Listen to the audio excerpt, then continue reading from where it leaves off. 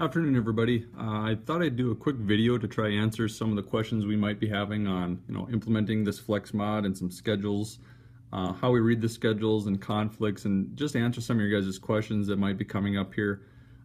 First thing that I'd definitely like to tell you, remember that today and tomorrow are registration days. So encourage you guys to come in with your son and daughter to pick up their schedules, look through the schedules to make sure all their classes are assigned that they want, or drop classes that they no longer wish to have. Excuse me, since they registered way back in the spring. As I said, today and tomorrow, Wednesday, August 16th and Thursday, August 17th will be registration days for students. Pick up your schedules and also to pick up the parent-student handbook. And please look through that, as we've made many changes from the previous year. And just familiarize yourself with those changes and ask if you have any questions to let me know. So let's get right into it. What I'm going to show you is some class schedules that we have, how we read it, what they look like, and how they're different for different grade levels. So bear with me here. I'm going to turn the camera around and let's get to it. Okay, the first schedule here you'll see, if I try to steady the camera, this will be an 8th grade schedule. And what you're going to notice in an 8th grade schedule is they are told what class they have and where they're going throughout the whole day. There's not one time where it's blank, especially resource centers. So this student's going to science resource at this time on a Monday, and they're going to be in room 314 with Mrs. Christensen. And that's consistent across the whole entire week. So every 7th and 8th grader doesn't have any conflicts with class. They're told exactly where they're going to go, who they're going to be with, and in what room. That's pretty important for 7th and 8th graders to know that. They're going to be told where to go. They're not able to just roam around freely yet because they don't have those abilities just yet.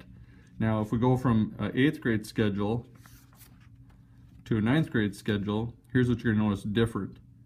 Okay, notice now we have what class it is and where they're going, but the resources aren't assigned to a teacher as far as the 7th and 8th graders are. These resource centers that they're in, okay, are going to have somebody in that content area, and they're going to have to double check what that is, and we have those available for them.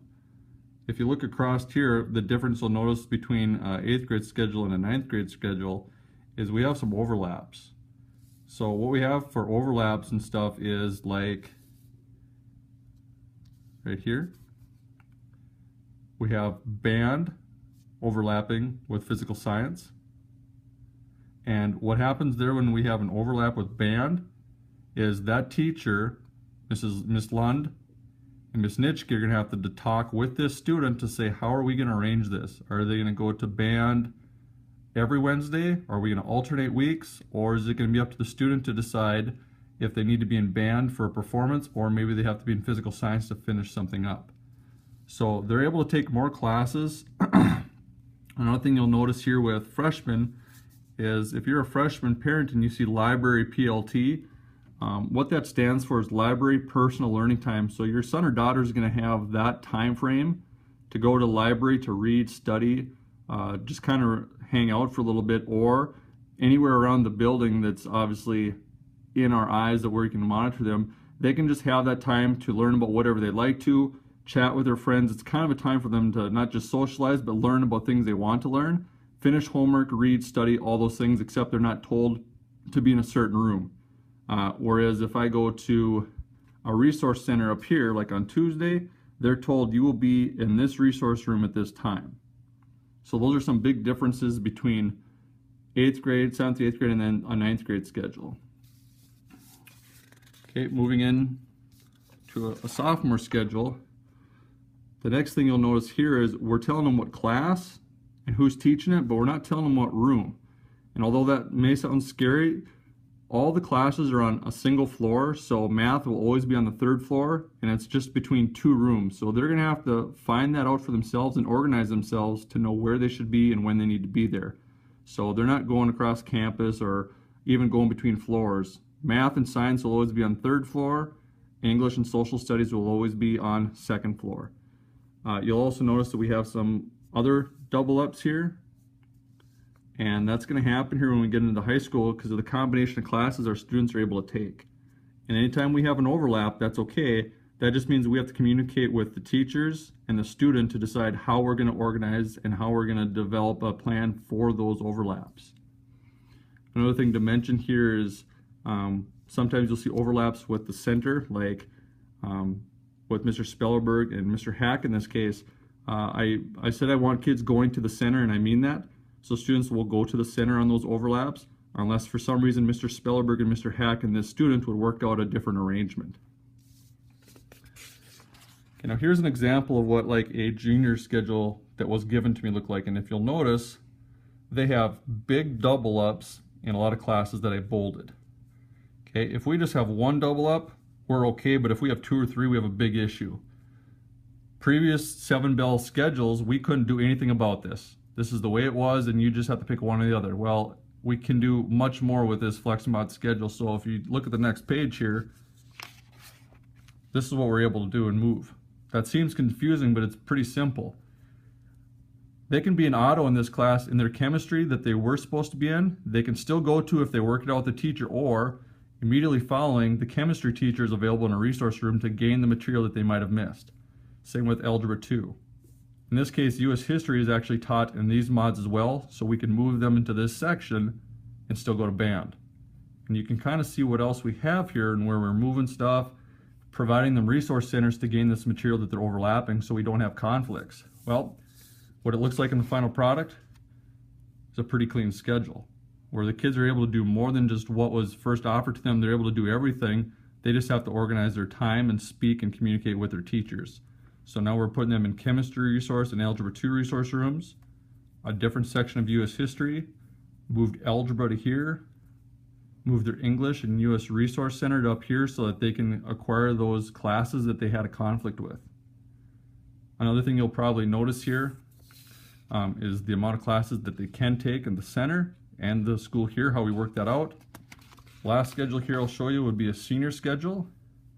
And you're going to say, whoa, that's a lot of blank spots. Okay, well that's 5 classes the student is taking that they need to graduate: college English, advanced biology, medical terminology, physical science, POD. Those are a lot of classes, and what we're doing then with the students is these blocks of times that are available, especially on like a Friday, is now we can partner up with the community. As this student, I believe, wants to go into pharmacy, and we're going to call the pharmacies here in town and see if we can create a job shadow opportunity or an internship to see if the student in fact does want to be a pharmacist before they leave these doors. Whereas if they go to college and spend the money on classes and find out in a semester or 2 they decide they don't want that, that's a pretty hefty price tag. Okay. Also in these blank times, they're able to study, read, get extra help from resource centers should they want to, and manage their time, which is very important skills that we want them to have. So through all these schedules that I just showed you, which seem like a lot, what we're going to give to our students is an app called Timetable, and we'll have more information about that probably on the Facebook page and at our open house. And Timetable is an app you can put on your phone where you can manually enter your schedule per day, and it'll show up on the app so you're not carrying around a piece of paper. And when students are able to look up on their phone where they should be that day, it's going to be much more convenient than having to always refer to a piece of paper. We'll also have posters of the master schedule and resource centers posted up throughout the school, so students can always resort back to those should they not have a device or do not want to use the app. But those items will be available. Some of you guys maybe are saying, okay, well, how about those 9th, 10th, 11th, and 12th graders that are resource centers? How do we keep track of those kids?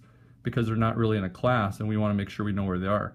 Great question. Well, what we can do now is this code, which students can get a QR code reader on their phone. They'll scan this code, and it's going to bring up a form for them to fill out. And it's going to say, what's your name, what's your student ID number, and where are you going? And once they enter all that information and submit it, it would live time go to our computers as staff and teachers, and we'd be immediately able to see who's in our resource center, who's checking in, and make sure that the number of kids that are supposed to be with us are with us. And if we have any discrepancies, we can talk to those students individually to see where they were or if they forgot to check in or check out. So free tool, very cool tool, very easy then to manage where students are.